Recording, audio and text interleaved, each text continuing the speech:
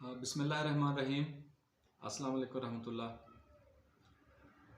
दोस्तों, जैसा कि आपको मालूम है कि इन दिनों मैं पैदाइशी गूंगा बहरापन पे अपनी वीडियो सीरीज़ कर रहा हूँ। तो तरतीबवार सवालात जो कि इनफैक्ट वो तशख़ीसी सवालात हैं, जिससे ये तशख़ीस होती है कि बच्चे या बड़े के गूंगा होने की बेसिक वजह क्या थी, क्यों बच्चा गूंगा पैदा हुआ। तो जब उसकी बुनियादी वजह पता चल जाती है तो इलाज उसका आसान हो जाता है। तो मेरे उस सवालनामे के मुताबिक आज जो मेरा 8वां सवाल है, तशख़ीसी सवाल, वो ये है कि मरीज़ जब माँ के पेट में था तो क्या माँ के मसूड़ों से पीप आती थी, मुंह से बदबू आती थी, या दांत काले होकर गिर गए थे, या चेहरे पर बहुत ज़्यादा छाइयाँ थी। सभी होम्योपैथ ये बात बखूबी जानते होंगे कि दर्ज बाला अलामात क्रोनिक गोनोरिया या सिफिलिटिक मियाज़्म मरीज़ों में मिलते हैं। यहाँ हम माँ को ट्रीट नहीं कर रहे, और यकीनन बच्चे ने ये बीमार सिफिलिटिक माँ से ये सब कुछ एक्वायर किया होता है। इसलिए सबसे पहले पिछली जनरेशन से मिलने वाले एलिमेंट्स के लिए हमने कार्सिनोसिन को इस्तेमाल करना है। कार्सिनोसिन, चूँकि ये जो नस्ल दर नस्ल एक चीज़ चली आ रही होती है, उस चीज़ को चेक करने में हमारी मदद करती है।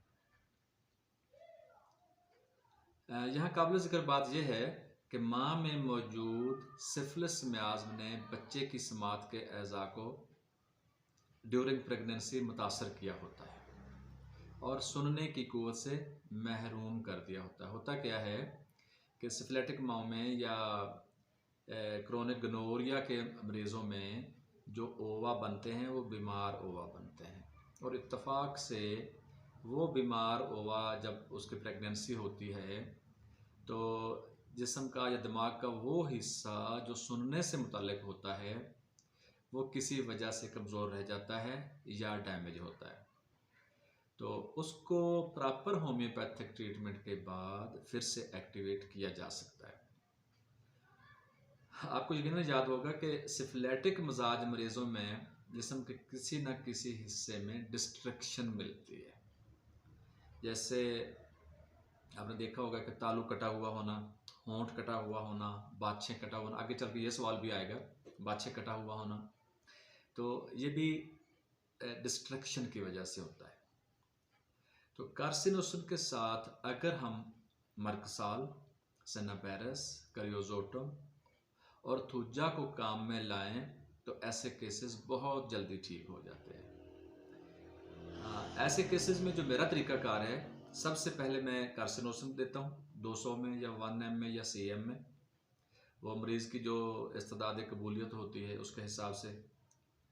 और अगले दिन से ट्यूबरकुलिनम 1 ml या CM, सिफिलिनियम 1 ml या CM, करियोजोटम 1 ml या CM, जो मुझे करीब तरीन बिलमसल दवा लगती है उससे मैं इसका इलाज शुरू करता हूँ। सबसे पहले तो कार्सिनोसिन दे ली ना, अगले दिन से या ट्यूबरकुलिनम या सिफिलिनियम या करियोजोटम बड़ी पोटेंसी में से आगाज़ करते हैं।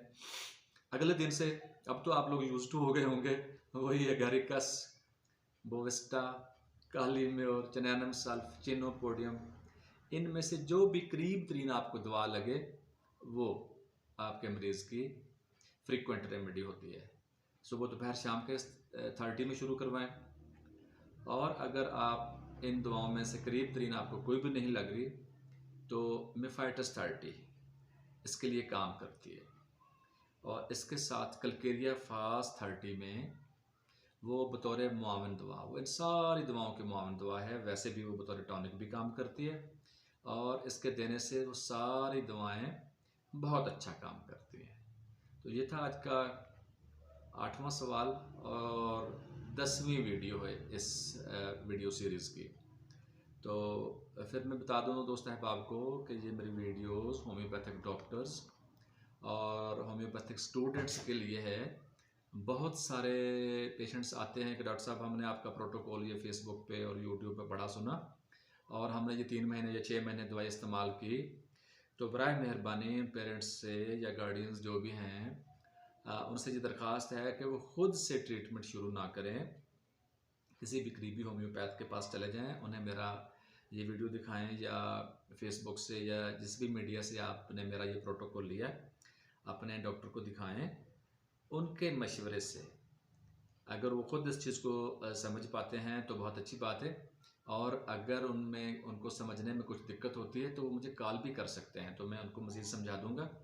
और मेरे यहाँ अगर इस्लामाबाद आप लोगों का आना मुश्किल है तो बेहतर है कि आप करीबी होम्योपैथ डॉक्टर से मशवरा करके उनकी मशावरत से ये ट्रीटमेंट शुरू करें।